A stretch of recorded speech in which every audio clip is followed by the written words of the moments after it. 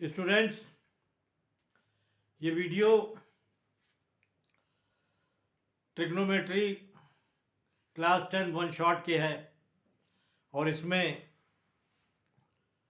जो है मैंने हाइट और डिस्टेंस के बारे में बताया है।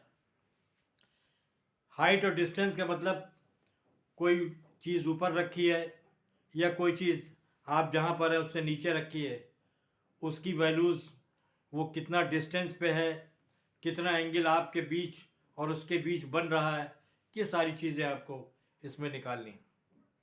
तो आप जो टिक्नोमेट्री कर चुके हैं, ऐसा नहीं कि अलग से कोई हाइट एंड डिस्टेंस के लिए कोई अलग से टिक्नोमेट्री है।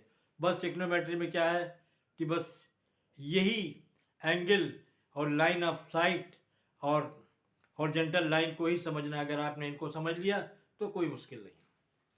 तो देखिए, एक आदमी नीचे खड़ा हुआ है। जब आप खड़े होते हैं सामने, तो आप सामने की तरफ देखते हैं। कभी ऐसे तो नहीं कि ऊपर हमेशा ऊपर देखते रहते हैं, हमेशा नीचे देखते रहते हैं, ऐसा तो नहीं है।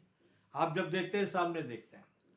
सामने किसी भी ऑब्जेक्ट को आप जब देखते हैं, किसी भी ऑब्जेक्ट को जब आप सामने देखते हो, सामने देखते हो। अगर ऑब्जेक्ट ऊपर है तो ऊपर, और ऑब्जेक्ट अगर नीचे है तो आप सर नीचे झुका के देखते हैं।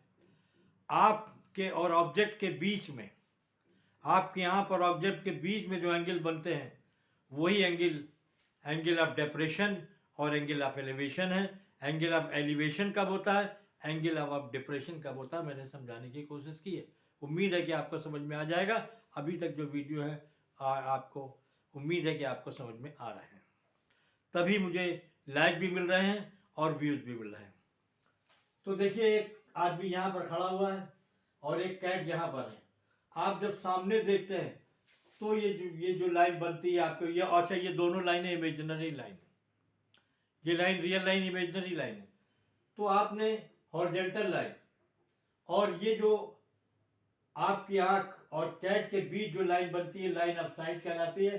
Horizontal angle, sorry, horizontal line और लाइन ऑफ साइट के बीच जो एंगल बनता है, ये वाला एंगल जो है एंगल ऑफ एलिवेशन कहलाता है।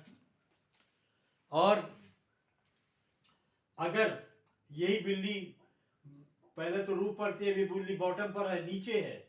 जब आप यहाँ पर खड़े हैं और यहाँ से देखते हैं तो आपके सामने जो ऊपर खड़े हैं तो हॉरिजॉन्टल लाइन बन रही है, और जब आप नीचे देखते हैं तो लाइन ऑफ साइट बनती है। हॉरिजॉन्टल लाइन और लाइन ऑफ साइट के बीच में जो एंगल बनता है उसी को एंगल ऑफ डिप्रेशन कहते हैं। जब हम जमीन पर खड़े होते हैं और अपने सामने देखते हैं तो जो लाइन बनती है उसे हॉरिजॉन्टल लाइन कहते हैं।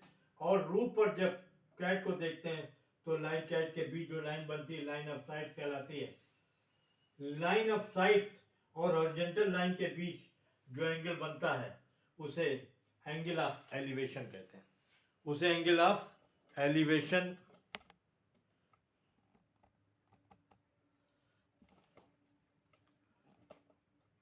उसे एंगल ऑफ एलिवेशन कहते हैं।